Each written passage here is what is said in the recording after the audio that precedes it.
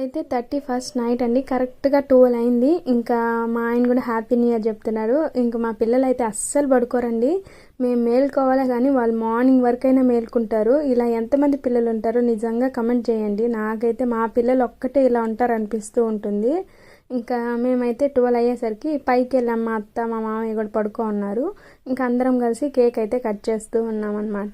ఇక్కడ మా పిల్లలకైతే పెడుతూ ఉన్నాను. మా ఫేసెస్ అయితే ఇగ్నోర్ చేసేయండి.